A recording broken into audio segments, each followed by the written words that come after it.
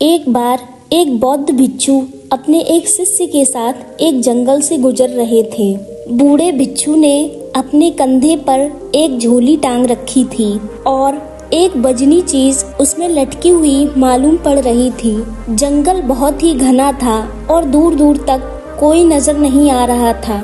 उस बूढ़े गुरु ने अपने शिष्य से पूछा, बेटे, जंगल में कोई डर तो नहीं है, कोई भय तो नहीं है? अपने गुरु की ये बात सुनकर उस युवा शिष्य को बहुत ही हैरानी हुई, क्योंकि आज तक उसके गुरु ने कभी भी इस तरह का कोई प्रश्न नहीं पूछा था। वो युवा भिक्षु अपने गुरु से कहता है, गुरुदेव, भय कैसा, हम तो सन्यासी हैं। यदि मृत्यु भी आ जाएगी तो उसमें भी भय कैसा, यह जीवन तो नश्वर ही है। शिष्य की बात सुनकर गुरु ने कहा, तो ठीक है, हम आगे बढ़ते हैं। और फिर दोनों गुरु और शिष्य मार्ग में आगे बढ़ने लगते हैं।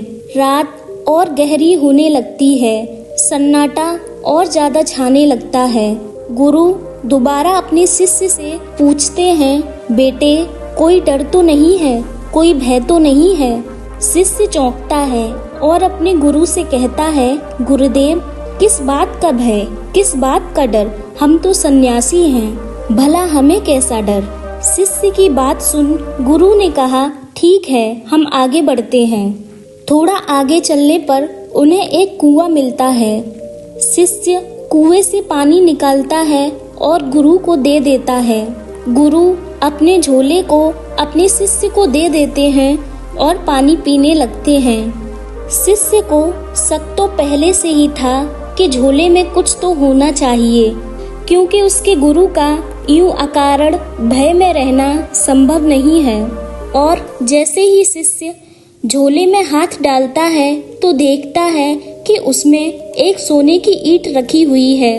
ईंट को देखते ही वो शिष्य समझ जाता है कि भय का कारण यही है। वह उस ईंट को झोले से निकालता है और दूर फेंक देता है और उस सोने की ईंट की जगह उसके ही जैसा एक पत्थर रख देता है। गुरु ने पानी पिया और झोले को वापस लिया और फिर अपने कंधे पर टांग लिया। और फिर दोनों गुरु और शिष्य मार्ग में आगे बढ़ गए। कुछ दूर चलने के बाद गुरु को सैनिकों के घोड़ों की आवाज आई और ऐसा लग रहा था कि सैनिक उन्हीं की तरफ आ रहे हैं। गुरु घबराकर अपने शिष्य से पूछते हैं, बेटे, यहाँ कोई भय तो नहीं है, कोई डर तो नहीं है? गुरु की बात सुन शिष्य कहता है, आप निश्चिंत रहिए, क्योंकि डर को तो मैं पीछे ही फेंक आया हूँ। गुरु घबराए। उन्होंने जल्दी से अपने झोले में देखा तो वहाँ सोने की ईंट की जगह पत्थर था, लेकिन इतनी देर से भी यह पत्थर ही उनके भय का कारण बना हुआ था। यह देख वो बूढ़े गुरु कहने लगे, ये तो हद हो गई। मैं इतनी देर से इस पत्थर के भय को ढो रहा था और यह मुझे लगातार भय भी दे रहा था। तुमने ठीक ही कहा था कि तुमने भय को बहुत पीछे ही छोड़ दिया, पर पागल, तुमने ये मुझे पहले क्यों नहीं बताया? मैं इतनी देर से इस पत्थर के कारण भयभीत रहा और इतनी देर का ये भय बिल्कुल व्यर्थ था। गुरु की बात सुन के शिष्य कहता है, यदि ठीक से समझे तो जो पहले भी भय था वो भी बिल्कुल व्यर्थ ही था, क्योंकि वजन ये भी है और वजन वो भी था। क्योंकि ये पत्थर दिखाई पड़ता है और वो सोना दिखाई पड़ता था, और यदि आप अभी भी इस पत्थर को ना देखते तो आपकी पूरी रात भय में ही बीतती। और फिर बूढ़े भिक्षु उस ईंट को निकालकर अपने झोले से बाहर फेंक देते हैं और पूरी रात निश्चिंतता से सोते हैं। भय सिर्फ हमारी मान्यता है। यदि हम वास्तविकता को नहीं देखते हैं तो सोना भी भय देता है और पत्थर भी भय देता है।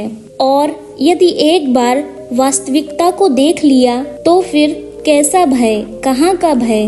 और अपने जीवन से भय को समाप्त करने का केवल एक तरीका है, वास्तविकता को देख लेना।